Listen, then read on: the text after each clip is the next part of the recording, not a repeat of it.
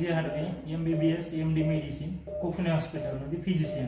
आपल्याकडे आजी 60 वर्षाच्या आजी आल्या होत्या. अचानकच 1 तासापूर्वी खाली कोसळून उजव्या साईडची पूर्ण ताकद गेलेली होती आणि त्यांना बोलता येत नव्हतं. उजव्या साईडला चेहरा वाकडा झालेला होता.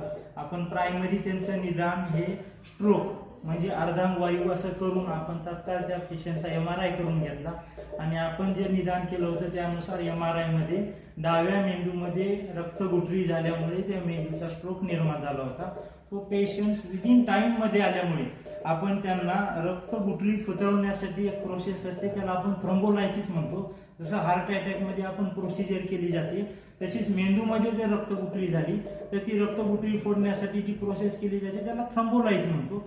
आपण ते पेशंट वेळेत आल्यामुळे या thrombolyse injection tenecteplase 11 mg आपण त्या पेशंटला थ्रोम्बोलाइज केलेलं आहे. पेशंटचं वजन कॅल्क्युलेट करून आपण त्याचा डोस ठरवतो. वजन 58 kg असल्यामुळे आपण त्याला थ्रोम्बोलाइज आणि विदिन टाइम पिरियड मध्ये केल्यामुळे पेशंट आता स्टेबल कंडिशन मध्ये आहे आणि हळूहळू पेशंटच्या अर्धांगवायूमधली पॉवर सुद्धा इम्प्रूव्ह होत गेलेली आहे.